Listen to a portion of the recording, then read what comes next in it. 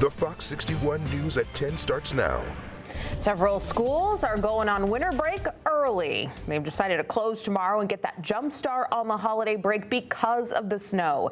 Thanks for joining us here on the Fox 61 News at 10. I'm Sarah Sanchez. We have those closures for you at the bottom of your screen right now, or you can find them on our free Fox 61 News app or online.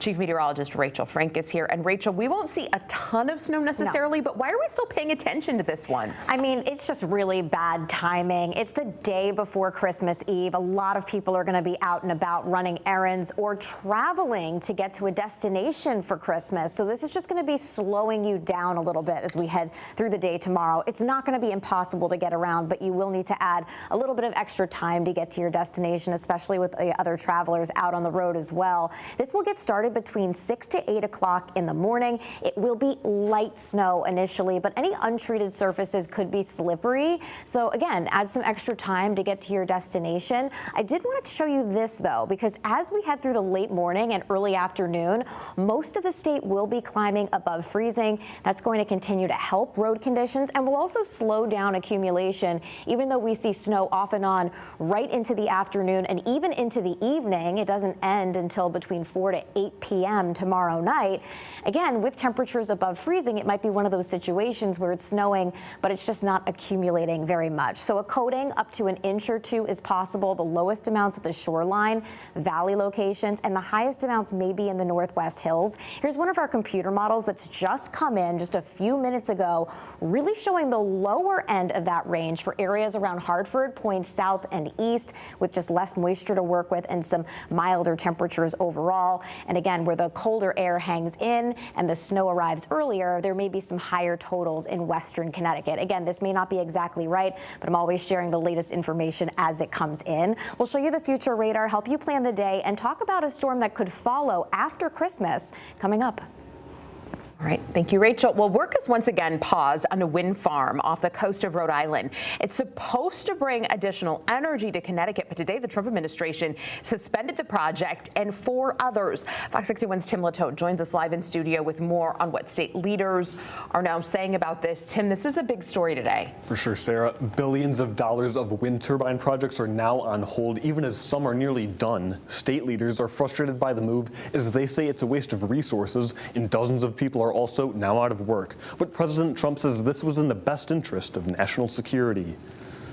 It will raise electricity costs, put thousands of people out of jobs, waste essential resources, and at a time when the project is virtually complete, we'll stop it in its tracks. From one of our senators to the Attorney General and the governor, Connecticut leaders say they are furious with the Trump administration after it halted work on 5 wind farm projects from New England to Virginia. Kevin Reardon has worked on several of the projects over the last 2 years, including Revolution Wind, which is more than 80% complete. But now he is without work and pay days before Christmas. It wasn't the Christmas present I was expecting, that's for sure. But it's a tough time of year, and to find this out, this morning I would say it was a bit of a shock. The Trump administration claims these wind turbines pose a security risk, as they say unclassified reports have found these massive turbine blades and the highly reflective towers create radar interference called clutter. But Reardon says the construction of wind turbines in dozens of countries over the past couple of decades has never yielded an effect like that. Even over in Europe or in other parts of the world where they've been building wind turbines for many years, they've never had a shutdown over something like this before. Connecticut Attorney General William Tong says the energy generated by the Revolution Wind project would be able to power 350,000 homes in Connecticut and Rhode Island. He says the project cleared the permitting process years ago. You think it's hard to get a building permit for your house? Think about what it takes to fully permit at the state and federal level a massive $4 billion wind farm project. As for the classified documents the Trump administration cites would put national security at risk, Senator Blumenthal wants to see the proof. It went through a national security review years ago, and it has been under scrutiny since then. If there's classified information, I want to see it. And according to Reardon, with this stop work order in place, those turbines will remain standing for now. It's unclear when or if they'll have to be taken down. In studio, Tim Lateau, Fox 61. Thank you, Tim. A man is in the hospital tonight. Police say in Hartford he was shot. He's expected to be okay. Officers say he was shot around 4:15 this afternoon on Campfield Avenue, right next to Goodwin Park. There's no word on who shot him. We'll update you as soon as we get an update. A 20-year-old man from Glastonbury died in a crash between a car and a CT Transit bus in Newington. This happened Friday night on East Cedar Street near Lowry Place. Tonight, we've learned his name. Police say Zachariah Burlipsch was rushed to the hospital where he died. The bus driver was hurt but is expected to be okay. 2 passengers on the bus weren't hurt. Well, New London police have identified the motorcycle rider who died in a crash yesterday. Shane Elliott of Salem was found by police hurt at the New London shopping mall at 2:30 in the afternoon. He was taken to the hospital where he died. Police say another vehicle was involved in the crash, but it's unclear if the driver stayed on scene.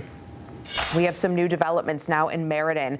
The teen who was detained by ICE just days before his high school graduation is coming home to Connecticut. That's according to the advocacy group Connecticut Students for a Dream. 16-year-old Kevin from Francis T. Maloney High School has been in ICE detainment for the last 6 months in Texas. On Wednesday morning, lawmakers, attorneys, community members, and advocates will gather to welcome him home. We're unsure how this will all come together. We have calls out to learn more. Holiday travel is here, and AAA says more than 118,000 people in Connecticut plan to fly for the holidays, which is up from last year. If you're heading to the airport to catch that holiday flight, make sure you're prepared. Well, so we put together a short list of combined tips and tricks from the TSA and Bradley International Airport officials about what they're already seeing. It feels obvious, but you should check your tickets. Make sure they're completely squared away before you leave your house. Also make sure you have a valid ID ready to go. And when you pack for your flight, TSA recommends you start with an empty bag. You're less likely to pack something that isn't allowed on planes and will get you held up at a checkpoint.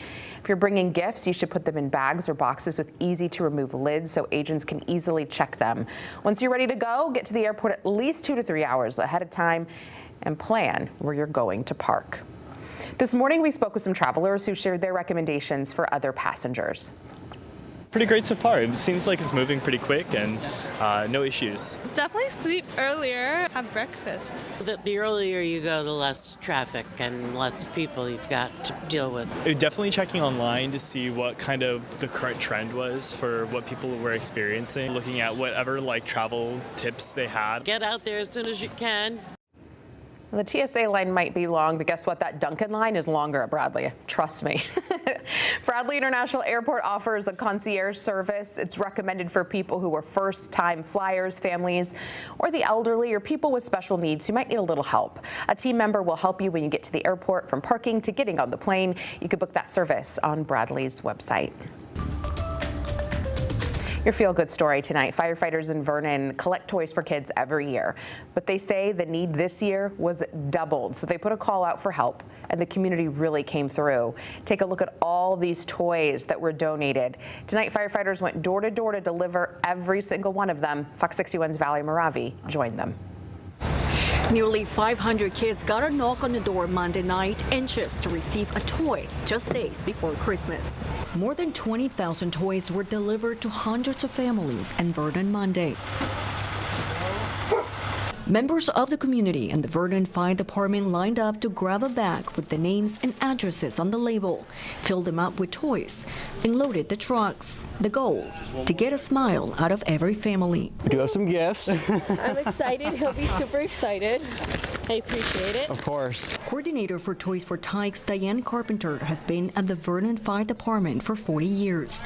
She says this year they were able to collect thousands of more toys thanks to community members who recognized there was a great need this year. We are overwhelmed with the generosity of the town, the businesses, the people. We put out the plea that we needed more toys, and they delivered. As each toy was dropped off at their forever home, Each family received it with open arms. Thank you. Thank you. Volunteers put their elf hat on, no matter their age. Even the Grinch couldn't resist stepping in to help. Vernon firefighter Matthew Kanzer says this turnout is what Vernon needed right now. And that's the key thing is that all the toys are going back to the kids from the town that they are getting it from. And that's key, going from the businesses that they get it from. And businesses are key here in town as well, because they're the ones that are kind of the rock that just supports us in everything we do. Well, the night ended with lots of smiles and a clear picture of what can be done when the community comes together. In Vernon, Valerie Moravi, Fox 61. In less than an hour, we'll find out if someone finally won Powerball or if the jackpot will go up yet again. It's now an estimated $1.6 billion and is at the top 5 largest lottery prizes ever in the U.S. This is also only the second time in Powerball history that back-to-back jackpots have reached more than $1 billion.